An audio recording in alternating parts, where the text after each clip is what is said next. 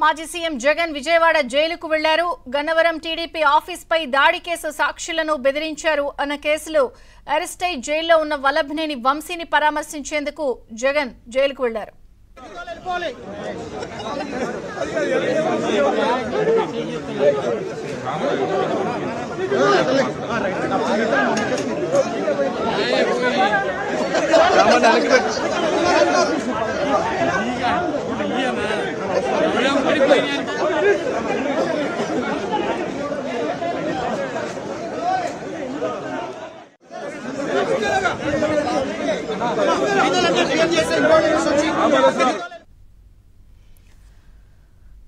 జైల్లో ఉన్న వల్లభనేని వంశీని పరామర్శించేందుకు జగన్ వెళ్లారు. విజయవాడ జైలుకు మాజీ సీఎం జగన్ చేరుకున్నారు. పూర్తి సమాచారం మా ప్రతినిధి ప్రసాద్ అందిస్తారు. ప్రసాద్.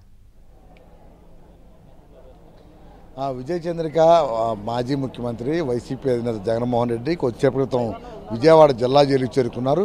ముఖ్యంగా గన్నవరం తెలుగుదేశం పార్టీ కార్యాలయం దాడి ఘటనకు సంబంధించి ఆ కేసులో సాక్ష్యాలను తారుమారు చేసేందుకు ఎవరైతే ఫిర్యాదుదారుడు ఉన్నాడో సత్యవర్ధన్ అతన్ని భయపెట్టి ప్రలోభపెట్టి ఆ కేసును తారుమారు చేసేందుకు ప్రయత్నించారనే అభియోగాలపై వంశీమోహన్పై కేసు నమోదైంది. A1తో పాటు 10 మందిపై కూడా కేసులు నమోదు చేశారు. మొత్తం ఈ 11 మందిలో వంశీతో సహా 5గురిని ఇప్పటికే అరెస్ట్ చేసిన నేపథ్యంలో వాళ్ళు రిమాండ్ ఖైదీలుగా విజయవాడ జిల్లా జైల్లో ఉన్నారు.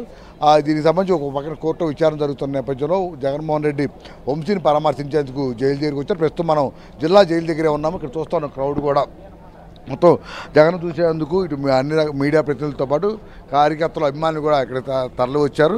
అయితే జిల్లా జైలు దగ్గర పూర్తిగా భారీగా పోలీసు బందోబస్తు ఏర్పాటు చేశారు. ఈ మార్గంలో ఎవరిని అనుమతించకుండా కేవలం కొంతమంది ముఖ్య నాయకులతో పాటు ఆ మీడియా ప్రతినిధులు మాత్రమే ఇక్కడికి అనుమతి ఇచ్చారు. జగన్మోహన్ రెడ్డి ఇక్కడ చేరుకున్న వెంటనే స్థానికంగా ఉన్న కృష్ణా జిల్లా ఉమ్మడి కృష్ణా జిల్లా నాయకులు పేరు నాని, కొడాల నాని, అలాగే మల్లాది విష్ణు, తలసిల రఘురాం, దేవినేని అవినాష్ వంటి నాయకులందరూ కూడా ఆయన్ను స్వాగతం పలికిన పరిస్థితి.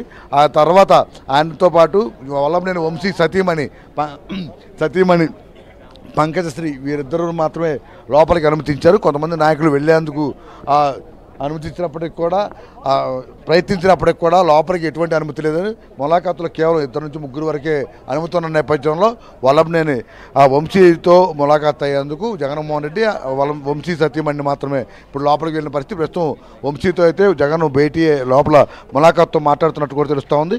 ఈ కేసుకు సంబంధించిన వివరాలు కావచ్చు, అదేవిధంగా పెట్టిన సెక్షన్లకు సంబంధించి, అలాగే హైదరాబాద్లో అరెస్టు జరిగిన సమయంలో పరిణామాలు వంటి అంశాలపై కూడా జగన్మోహన్ రెడ్డి ఆరాధిస్తున్నట్టు కూడా తెలుస్తూ ఉంది.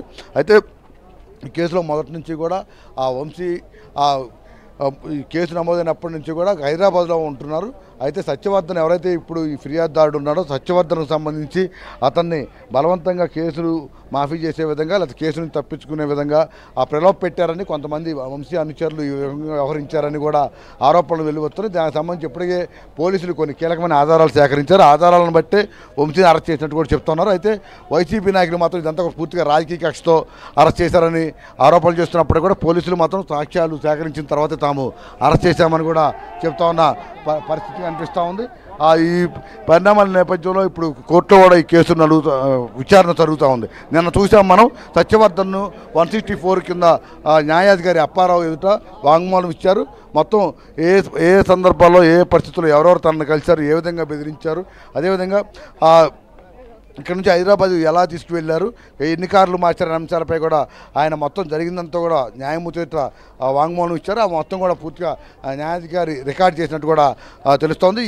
ఇప్పుడు సత్యవర్ధన్ ఇచ్చిన వాంగ్మూలాన్ని బట్టి కేసు విచారణ కూడా ముందుకు సాగే అవకాశం ఉన్న పరిస్థితుల్లో మరోవైపు వల్లభనేని వంశీకి సంబంధించిన బెయిల్ పిటిషన్ కూడా ఈరోజు కోర్టులో విచారణ జరిగింది. నిన్న ఒకవైపు వంశీకి సంబంధించి ఆరోగ్యం అతనికి బాగాలేదు, నడువు నొప్పి వల్ల కింద పడుకోలేని పరిస్థితిలో వల్లభనేని వంశీ ఉన్నారు. అందువల్ల జైల్లో మంచం ఒకటి ఏర్పాటు చేయడంతో పాటు బయట నుంచి ఇంటి నుంచి ఆహారాన్ని తీసుకొచ్చే